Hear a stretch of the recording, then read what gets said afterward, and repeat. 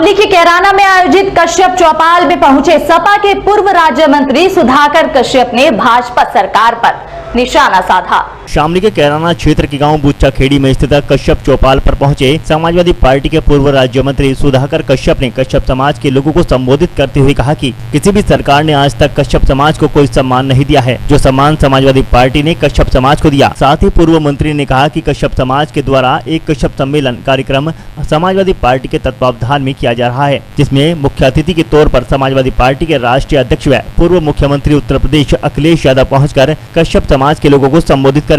साथ ही पूर्व राज्य मंत्री दर्जा प्राप्त सुधाकर कश्यप ने कहा कि आने वाली 18 अक्टूबर को कश्यप समाज राज्य व केंद्र सरकार को बुढ़ाने में होने वाले कश्यप समाज में एकजुट होकर अपनी ताकत दिखाने का काम करेगा। साथ ही कश्यप समाज के लोगों से पूर्व राज्य मंत्री ने कहा कि अपने समाज को पढ़ा लिखा कर आगे बढ़ाएं और अपने बीच से IAS और IPS अधिकारी बनाकर भेजने का काम करें। वहीं राज्य मंत्री ने सरकार पर निशाना साधते हुए कहा कि बीते दिनों चरथावल से विधायक रहे और सरकार में मंत्री रहे विजय कश्यप के निधन पर कोई भी बड़ा नेता उनके परिवार के दुख में शामिल होने नहीं पहुंचा। जो राष्ट्रीय अध्यक्ष है समाजवादी पार्टी अखिलेश यादव जी, उनका 18 अक्टूबर को जो है हमारी बिरादरी को संबोधन करेंगे।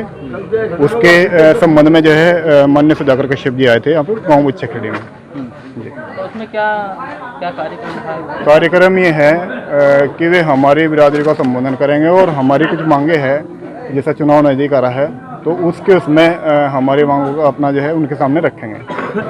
देखिए, कार्यक्रम ये है कि कश्यप समाज के लोगों को आज तक सिर्फ और सिर्फ जो भी पार्टी आई है सरकार में उसने ठगने का काम किया।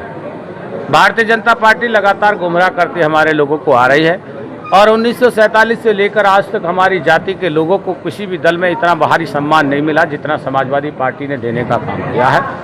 समाजवादी पार्टी के राष्ट्रीय अध्यक्ष माननीय अखिलेश यादव जी ने हमारे समाज को बहुत भारी सम्मान देते चले आए हैं, चाहे सरकार की भागीदारी में दिया हो, चाहे हमें ताला बारू मोरक के पट्टों में देने का काम किया हो।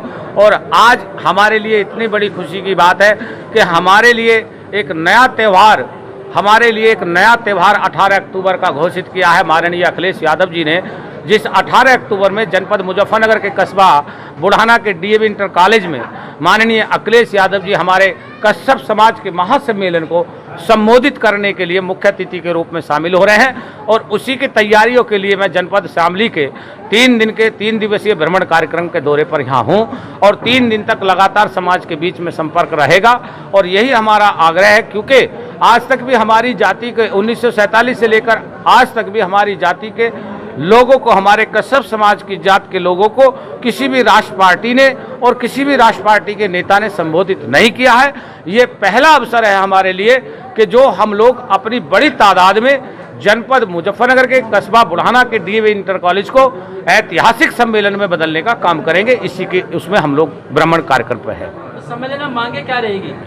देखिए, समाज की जो प्रमुखता से मांगे हैं, आरक्षण से लेकर ताला बारू मोरक के पट्टे तक की जो भारतीय जनता पार्टी ने हमारी जो छीन लिए हैं वो भी, और महर्षि कश्यप जो हमारे भगवान हैं, जो महर्षि कश्यप जी हमारे भगवान हैं, जिनकी भारतीय जनता पार्टी ने सरकार में आते के साथ ही सर्वप्रथम उस छुट्टी को निरस्त करने का काम किया, जिसका हम बड़े हर्ष उल्लास के साथ एक बड़ा त्यौहार मनाते हैं। महर्षि कश्यप जयंती की छुट्टी निरस्त करी है, उसको पुनः वापस कराने का काम करेंगे।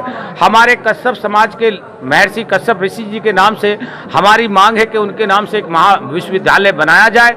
एक मांग है कि हमारे समाज के जो लोग हैं वो ज़्यादातर कोयला व्यवसाय से जुड़े हैं, उनके ऊपर विद्युत की बड़ी मार होती है, उस विद्युत बिल में 80% की माफ़ी मिले ताकि हमारे समाज के लोग आगे बढ़ सकें। दूसरी, हमारी जो खाप के चौधरी हैं उनको कोई सरकारी संरक्षक प्राप्त हो, क्योंकि हमारे खाप के चौधरी बेचारे ऐसे ही रहते हैं, लेकिन उनको संरक्षण कोई प्राप्त सरकार का हो और सरकार की तरफ से उनको मानदेय दिया जाए। प्रतिवर्ष महीने के हिसाब से उनको कुछ ना कुछ वेतन भी। नमस्कार, मैं हूं नेहा बेनीवाल और स्वागत है आपका हलचल इंडिया की फटाफट खबरों में। जनपद शामली में अपनी ही बेटी से दुष्कर्म के मामले में न्यायालय ने आरोपित पिता को आजीवन कारावास के साथ 30,000 रुपए के अर्थदंड की सजा सुनाई है। वहीं आरोपी की पत्नी ने आरोपी पति के लिए फांसी की सजा की मांग की है। मामला जनपद शामली के थाना भवन थाना क्षेत्र के कस्बे का है, जहां कस्बा निवासी एक महिला ने 30 अप्रैल 2020 को थाना भवन थाने पर तहरीर देते हुए मुकदमा पंजीकृत कराया था कि उसके पति ने उसकी नाबालिग पुत्री के साथ दुष्कर्म की घटना को अंजाम दिया है। पुलिस ने मामले में मुकदमा दर्ज कराते हुए साक्ष्यों के आधार पर आरोपी के द्वारा घटना को अंजाम देना पाया गया था, जिसमें शामली पुलिस ने मजबूत पैरवी करते हुए आरोपी को सजा दिलाई। जनपद शामली के न्यायालय अपर जिला व सत्र न्यायाधीश पॉक्सो कोर्ट ने आरोपी इरफान को रिश्तों को तार-तार करने के मामले में आजीवन कारावास व 30,000 रुपए की आर्थिक दंड की सजा सुनाई है। जब आरोपी की पत्नी से बात की गई तो उन्होंने कहा कि सजा हुई अच्छा है, लेकिन उन्हें आरोपी के खिलाफ फांसी की सजा चाहिए। जी हम बहुत खुश हैं।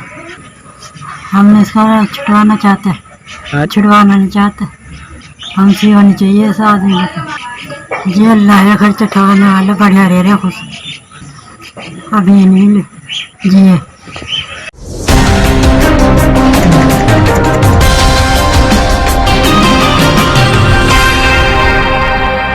शामली के चौसाना क्षेत्र से बंजारा समाज के सैकड़ों लोगों ने सहारनपुर के गांव कलहाल्टी में सभा का आयोजन किया। आपको बता दें कि शुक्रवार को बंजारा युवा सेना के आह्वान पर बंजारा समाज के लोगों ने एकजुटता दिखाते हुए आगामी चुनाव में अपने समाज को आगे बढ़ाने के लिए एक सभा का आयोजन किया। कार्यक्रम की अध्यक्षता प्यारेलाल कलहाल्टी व संचालन अरविंद सिंह के द्वारा किया गया। इस दौरान बंजारा समाज के आदर्श लक्की शाह बंजारा की जीवन शैली व उनके द्वारा सर्व समाज के लिए किए गए कार्यों पर विस्तृत चर्चा की गई। कई वक्ताओं ने अपना वक्तव्य रखा। वहीं बंजारा युवा एकता समिति के अध्यक्ष पिंकी बंजारा के द्वारा अपने समाज को एकजुट होकर आगे बढ़ने के लिए प्रेरित किया गया। साथ ही राजनीतिक क्षेत्र में भी अपनी पकड़ मजबूत करने का आह्वान किया गया। वहीं बंजारा युवा सेना के पदाधिकारी बलजोर सिंह ने कहा कि आगामी चुनाव में क्षेत्रीय नेता जो कि चुनाव के दौरान बड़े बड़े वादे करते हैं, परंतु चुनाव जीतने के बाद पीछे मुड़कर नहीं देखते। अब हमारे समाज के लोग एकजुट होकर ऐसे धोखेबाज नेताओं को सबक सिखाएंगे।